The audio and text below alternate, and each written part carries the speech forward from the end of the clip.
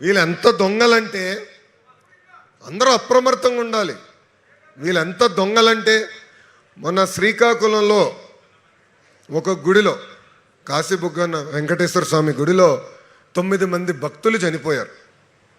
పాప అక్కడున్న పాండా గారు వెంకటేశ్వర స్వామిని ప్రజల దగ్గర తీసుకొద్దామని ఆయన భూమి సుమారుగా 12 ఎకరాల్లో 20 కోట్ల రూపాయలు ఖర్చు పెట్టి ఒక అద్భుతమైన గుడి నిర్మించారు.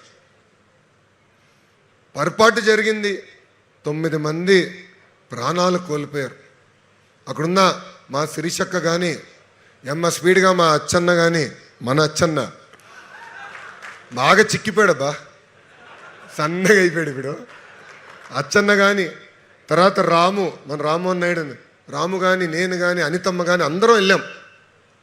అన్ని కార్యక్రమాలు చేసుకున్నాం, కుటుంబానికి అండగా నిలబడ్డాం, ప్రోగ్రాం ఫినిష్ చేసుకున్నాం.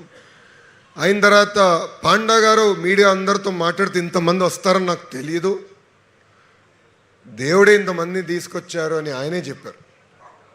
కానీ దాని ఒక ఫేక్ వీడియో తయారు చేసి పాండా గారు ఏదో చెప్పినట్లు నేను పర్మిషన్గా అప్లై చేశాను కానీ వీళ్ళు సెక్యూరిటీ ఇవ్వలేదని చెప్పేవారు.